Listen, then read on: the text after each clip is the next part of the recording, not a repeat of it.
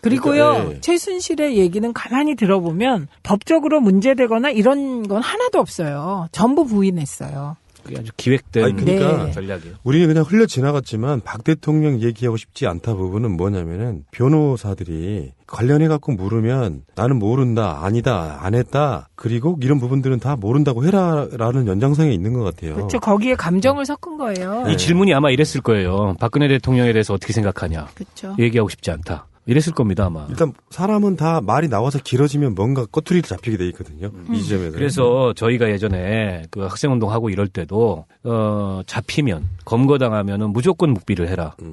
경찰에서든 검찰에서든 끝까지 묵비하고 그리고 법정 가서 싸워라. 근데 그게 맞는 전략이에요. 그렇죠. 이 경찰이나 검찰의 신문에 응하면 응할수록 특히 이제 시국 사건, 국가보안법 사건 이거는 점점 불리해집니다.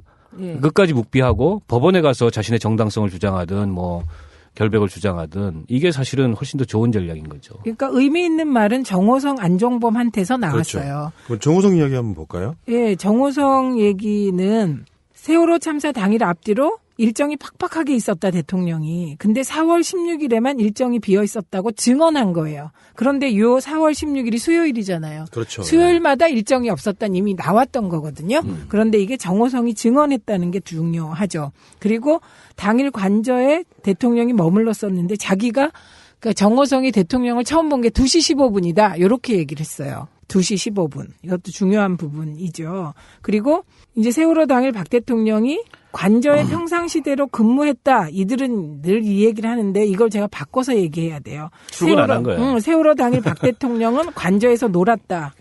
그렇죠. 예, 그래서 전화 서면은 본 거 봤는지 안 봤는지 모르겠고 전화로 보고하면 그냥 응응했다. 뭐 이 정도 얘기인 것 같고요. 미용사 얘기는 다 나온 바 있고 더 중요한 게 있었죠. 대통령이 누구하고 있었냐 이렇게 물어봤어요. 사생활이라 말할 수 예, 없다. 그 사생활이라 말할 수 없다가 다시 의문을 증폭시키고 있는 거예요, 지금. 그 관련해서 어제 JTBC가 단독 보도를 했는데 4월 14일이 그 수석비서관 회의가 있었고요. 15일이 국무회의가 있었고 그리고 수요일 날은 그래서 오전에 보통 일정을 안 잡는다고 합니다. 월요일, 화요일이 청와대가 가장 일정이 많은 날이기 때문에. 근데 4월 15일 날 국무회의 석상에서 찍은 사진하고 4월 17일 날 진도를 방문해요. 찍은 사진을 대조를 해봤는데 주사바늘 자국이 있습니다. 4월 17일 사진에. 그걸 가지고 성형외과 전문의들한테 다 돌려서 의견을 구해봤는데 리프팅 시술을 한 흔적이다. 라는 게 거의 이 일치된 견해였어요. 그리고 나서 그 이후로도 몇 번.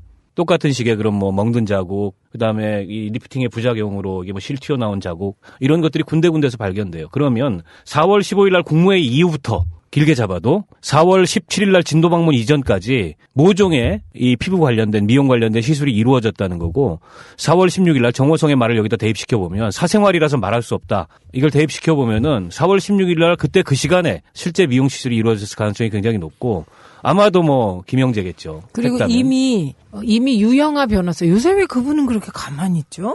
요새 왜 이렇게 사라졌지? 유영아 시야에서? 유영아는 탄핵 심판의 대리인이 아니고 네. 특검 수사 대리인이기 때문에 숨어있군요. 아직은 지금 맹활약의 시기가 안 됐어요. 검찰 수사 시작할 때 그때 예. 이제 맹활약. 근데 유영아가 얘기했어요. 다 얘기하고 여자로서의 사생활을 존중해 달라고. 그리고 그 사생활을 또 입에 올린 사람이 있었어요. 그게 김기춘이에요. 예, 사생활에 대해서 나는 모른다. 그래서 사생활. 예, 이게 연결되고 있는 거고요. 예. 이와 관련해서는 이미 제보들이 막 들어와 있죠. 그런데 특검이 이제 어제 그 보도가 났잖아요. 사람들이 가려운 것을 긁어주는 것처럼 김영재 병원, 서울대 병원, 소위 의료 관련된 압색 들어갔어요. 그러니까 이번 특검은 정말 그동안의 검찰하고 달라요. 가려운 것을 팍팍 긁으면서 수사를 해요. 압색도 하고. 다 모니터링 하는 느낌. 네. 다 아는 느낌? 저기에도 혹시 예. 있을까요? X가? 아니 이제 기존의 검찰은 기득권자들의 입장에 서서 일종의 정치를 했다면 지금 특검은 국민의 입장에 서서 예. 정치를 하는 거죠. 그리고요. 예. 노승일과 관련하여 저는 이건 정말 여러 번 짚어야 돼요. 노승일이 지금 폭탄급 발언을 계속하고 있어요. 그래갖고 노승일을 보호하고 노승일 어떻게 하라고 저한테 네. 메시지까지 보낸 분이 계세요. 민주당은 노승일을 보호하기 위한 무슨 특단의 대책이 있냐 이렇게. 최근에 목숨에 위협 느낀다고 강남에서 마주쳤던 사람을 그날 강북으로 올라갔더니 강북에서도 마주쳐가지고 소름 끼쳤다고. 그러니까 감시하는 사람이 있다. 그렇죠. 이 이야기거든요. 예, 그럴 수 예. 있겠죠. 그런데 그 노승일이 그렇게 모든 걸 불게 된 계기가 중요하잖아요. 계기. 최 검사가 예, 맞아요, 예, 맞아요. 최 검사의 진정성. 예, 그래서 최 검사 힘내라. 우린 이렇게 또 해야 돼요. 직을 걸어라. 아니구나, 이건. 그건 아니죠. 노무현 대통령이요. 직을 걸었던 거죠, 그 양반은. 그쵸, 이미. 무슨 만찬 같은 거를 하실 때 노 대통령이 포도주로 건배를 하면은 본인은 그 포도 주스를 마셨다고 해요. 근데 그 이유가 뭐냐고 물었더니 대통령은 사실 출퇴근 개념이 없다. 우리나라에서 유일하게 24시간 나라를 책임져야 되는 사람이라 술을 그렇게 마실 수가 없다. 그래서 포도주로 위장된 포도 주스를 마셨다 할 정도인데 근무 시간에 그것도 집구석에서 사무실도 출근 안 하고 뭐를 했는지는 모르지만 사생활이라고 말하는 것 자체가 그 하나만으로도 저는 탄핵 사유라고 봐요. 그게 아니, 그러니까 계속 그게 반복되어 온 일이라면 예, 지금 이제 그 정호성의 발언에서 우리가 탄핵 사유를 확실히 발견하는 거예요. 보통 공무원은 늦어도 9시에 출근해요. 6시까지 그냥 콕 근무해요. 네. 그런데 이분은 그날 2시 15분까지 사생활이라고 말할 일을 했다는 거잖아요. 고로 이 말은 공무를 안 받다는 거잖아요. 혹시 두 분은 그 이야기 들어보셨어요? 그 미주 동포들이 만드는 썬데이 저널이라는 봤죠. 매체가 있는데 네, 알아요. 그걸 어떻게 안 봐요? 롯데호텔 건. 예. 근데 그게 그 기사도 봤어요. 나름 개연성이 있다고 저는 느꼈던 게요. 저는 세월호 사건을 지금까지 아마 우리나라 모든 매체 통틀어서 가장 많이 다뤘을 거예요. 네. 그중에 음모론도 많이 있지만 근데 가장 초창기 때 나왔던 얘기가 롯데호텔 이야기였어요. 그 당시에 사람들이 이제 정윤회를 떠올리고 뭔가 불륜을 떠올렸었지만 어쨌건 롯데호텔에서 발견됐다라고 하는 거는 그냥 있는 소스는 아니었을 것이다라고 봤고 이게 어떤 결혼종이냐 아니냐에 대한 고민도 되게 많이 했었는데 다시 그분들이 발굴한 그 기사를 보니까 청와대가 아니라 롯데호텔 그 스위트룸 거기에서 있었을 가능성은 없는 거예요. 그러니까 요 얘기를 네. 들었죠. 썬데이 저널뿐만 아니라 보건 쪽 종사자들한테서 또 이 얘기가 나왔어요. 근데 둘 차이가 뭐였냐면 H호텔이었어요. 보건 쪽에서 나온 건. H호텔. 어디를 말하는 거예요? 힐튼? 힐튼 호텔 혹은 하얏트 호텔. 그 주변에 두 개더라고요. 남산에. 예.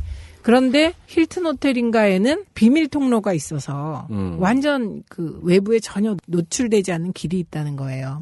그런데 사실은 이제 이게 경호실을 못 믿으니까 우리가 지금 대통령이 암행을 해도 같이 가야 될 두 사람이 있어요, 경호실에. 그런데 그분들을 못 믿으니까 그 증언을 믿을 수가 없는 거잖아요, 우리가. 대통령 그렇죠. 경호실을. 그런데 일반적으로 생각하면 그때 나갔다 들어오는 건 불가능한 거예요. 정상 경호를 하면. 예, 그런데 암행 경호를 할 때 가능한 거죠. 그러니까 이런 거잖아요. 11시 2분에 MBC가 오보를 내잖아요.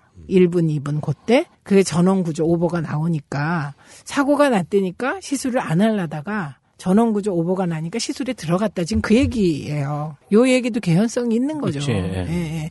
그런데 이미 시술을 하고는 그건 어떻게 할 수가 없잖아요. 그리고 다시 들어와서 정호성이 봤을 땐 매우 피곤해 보였죠. 이런 추론이 가능하다고 생각해요. 네. 그러니까 대충 얼개는 나온 것 같아요.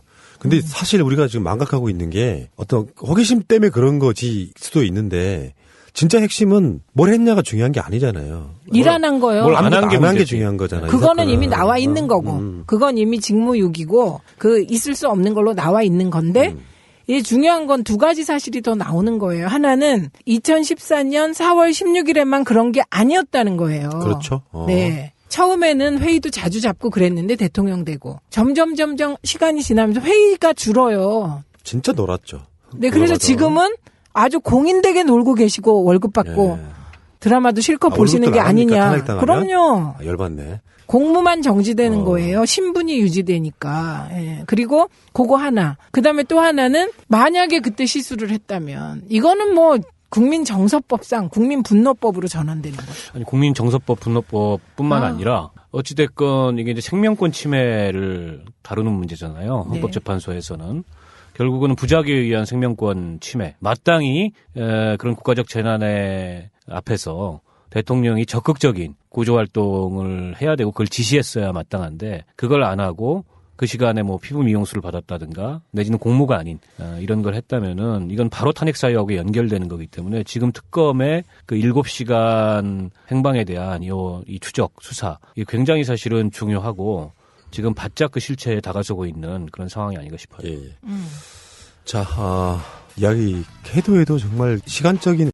그리고요, 그러니까, 예. 최순실의 얘기는 가만히 들어보면 법적으로 문제되거나 이런 건 하나도 없어요. 전부 부인했어요. 그게 아주 기획된 아니, 그러니까 네. 전략이에요. 우리는 그냥 흘려 지나갔지만 박 대통령 얘기하고 싶지 않다 부분은 뭐냐면은 변호사들이 관련해갖고 물으면 나는 모른다, 아니다, 안 했다, 그리고 이런 부분들은 다 모른다고 해라라는 연장선에 있는 것 같아요. 그렇죠. 거기에 감정을 섞은 거예요. 이 질문이 아마 이랬을 거예요. 박근혜 대통령에 대해서 어떻게 생각하냐. 그렇죠. 얘기하고 싶지 않다. 이랬을 겁니다, 아마. 일단 사람은 다 말이 나와서 길어지면 뭔가 꼬투리를 잡히게 돼 있거든요. 이 지점에서. 그래서 저희가 예전에 그 학생운동하고 이럴 때도 잡히면 검거당하면은 무조건 묵비를 해라. 경찰에서든 검찰에서든 끝까지 묵비하고 그리고 법정 가서 싸워라. 근데 그게 맞는 전략이에요. 그렇죠. 이 경찰이나 검찰의 신문에 응하면 응할수록 특히 이제 시국 사건, 국가보안법 사건 이거는 점점 불리해집니다.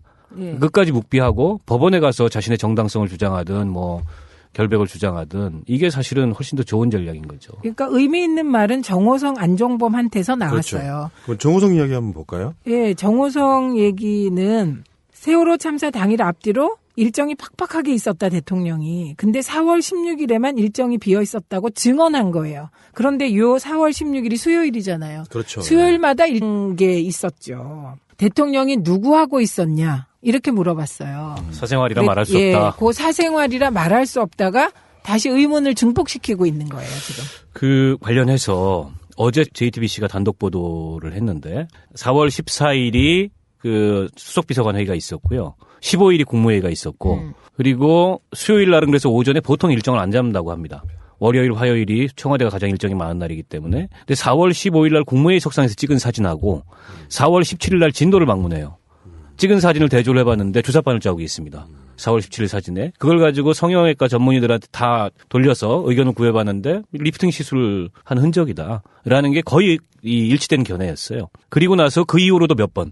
똑같은 식의 그런 뭐 멍든 자국, 그 다음에 이 리프팅의 부작용으로 이게 뭐 실 튀어나온 자국, 이런 것들이 군데군데서 발견돼요. 그러면 4월 15일 날 국무회의 이후부터 길게 잡아도 4월 17일 날 진도 방문 이전까지 모종의 이 피부 관련된 미용 관련된 시술이 이루어졌다는 거고 4월 16일 날 정호성의 말을 여기다 대입시켜 보면 사생활이라서 말할 수 없다. 이걸 대입시켜 보면은 4월 16일 날 그때 그 시간에 실제 미용 시술이 이루어졌을 가능성이 굉장히 높고 아마도 뭐 김영재겠죠. 그리고 했다면. 이미 유영아 변호사. 요새 왜 그분은 그렇게 가만히 있죠?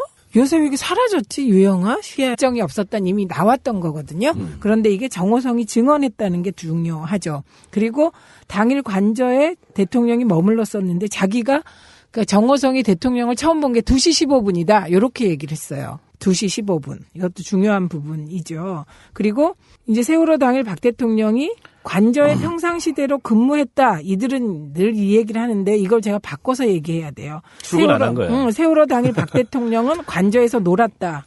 그렇죠. 예, 그래서 전화 서면은 본 거 봤는지 안 봤는지 모르겠고 전화로 보고하면 그냥 응응했다. 뭐 이 정도 얘기인 것 같고요. 미용사 얘기는 다 나온 바 있고 더 중요한